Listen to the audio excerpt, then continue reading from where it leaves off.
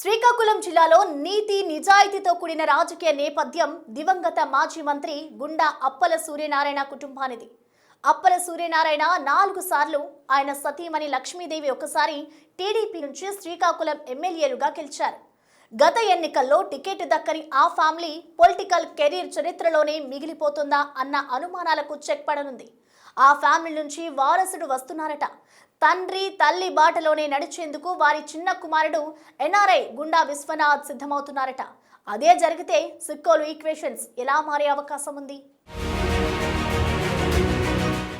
శ్రీకాకుళం జిల్లాలో గుండ ఫ్యామిలీ అంటే తెలియని వారు ఎవరు ఉండరు. గుండప్పల సూర్యనారాయణ అంటే అందరికీ అజాత శత్రువు. ముక్కు సూటితనం, నిజాయితీ, నిబద్ధతకు ఆయన మారుపేరు. గుండప్పల సూర్యనారాయణ తెలుగుదేశం పార్టీ నుంచి 4 సార్లు ఎమ్మెల్యేగా గెలిచి 2 సార్లు మంత్రిగా పనిచేశారు. 1985 నుండి 2004 వరకు వరుసగా 4 సార్లు శ్రీకాకుళం ఎమ్మెల్యేగా విజయం సాధించిన ఘనత ఆయనది. వయోభారంతో ఆయన ప్రత్యక్ష రాజకీయాల నుంచి తప్పుకోవడంతో ఆయన సతీమణి గుండ లక్ష్మీదేవి 2014 ఎన్నికల్లో టీడీపీ ఎమ్మెల్యేగా గెలిచి శ్రీకాకుళంకు సేవలందించారు. ఆ కుటుంబం 2.5 దశాబ్దాల అసెంబ్లీలో ఉన్న రాజకీయ ప్రాబల్యంతో వాళ్లు సంపాదించిన ఆస్తులు శూన్యమంటారు వారి అభిమానులు మాత్రమే కాదు, రాజకీయ ప్రత్యర్థులు కూడా ఆ కుటుంబం నిజాయితీని ప్రశంసిస్తుంటారు.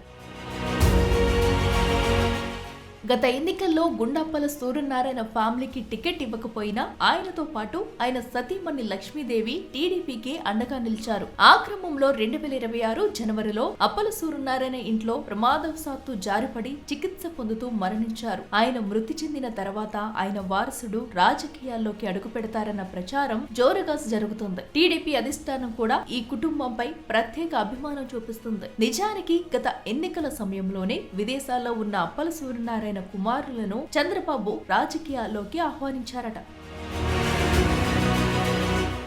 అయితే గుండా అప్పల సూర్యనారాయణ కుమారులిద్దరూ 2014 ఎన్నికల్లో పోటీకి అంత ఆసక్తి చూపించలేదు. గుండా అప్పల సూర్యనారాయణ మరణం తర్వాత కుమారులు ఆలోచన మారినట్టు తెలుస్తుంది. అప్పల సూర్యనారాయణ లక్ష్మీదేవి దంపతుల పెద్ద కుమారుడు గుండ శివ గంగాధర్ ఐక్యరాజ్య సమితిలో కీలక బాధ్యతలు నిర్వహిస్తుండగా, చిన్న కుమారుడు Gunda Vishwanath Stanford University School of Medicine లో సైంటిస్ట్ గా పనిచేస్తున్నారు. వారిలో విశ్వనాథ్ శ్రీకాకుళంలోనే అందరికీ ఉంటారని శివ గంగాధర్ టీడీపీ అభిమానులకు హామీ ఇచ్చారు.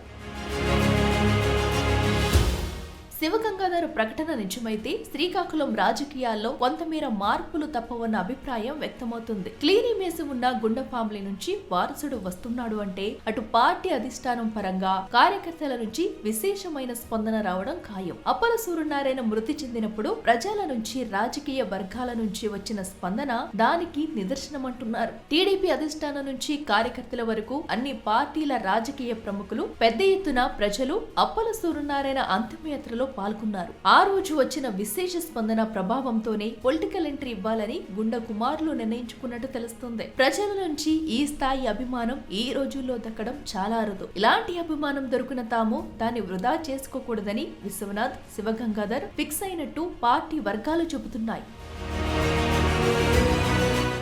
40 ఏళ్ల రాజకీయ అనుభవం ఉండి నరసన్నపేట, శ్రీకాకుళం నుంచి 5 సార్లు ఎమ్మెల్యేగా గెలిచిన మాజీ మంత్రి ధర్మాన ప్రసాదరావుపై 2024 ఎన్నికల్లో శ్రీకాకుళం నుంచి టీడీపీ అభ్యర్థి గుండు శంకర్ భారీ మెజారిటీతో గెలిచారు. అప్పటికి సర్పంచ్ గా పనిచేసిన శంకర్ సీనియర్ నేతైన ధర్మానాకు పెద్ద షాకే ఇచ్చారు. అయితే దానికి ప్రధాన కారణం కూటమి వైపు ఇచ్చిన గాలి. గుండా అనుచరులు మద్దతే అంటారు. ఇకపై ధర్మానపై గెలవాలంటే ప్రజల అభిమానం ఉన్న గుండా ఫ్యామిలీకి మాత్రమే సాధ్యమని ప్రజలు, కార్యకర్తల్లో బలమైన అభిప్రాయం ఉంది. ఇలాంటి సమయంలో శివగంగాధర్ ప్రకటన సరైనదేనని అభిప్రాయాలు వ్యక్తమవుతున్నాయి. శివగంగాధర్ వెనకుండి తమ్ముడు విశ్వనాథుని రాజకీయంగా నడిపిస్తారని తెలుస్తుంది. అయితే అప్పల సూర్యనారాయణ వారసులు ఎంతవరకు శ్రీకాకుళం రాజకీయాల్లో తమ మార్కు చూపిస్తారో చూడాలి.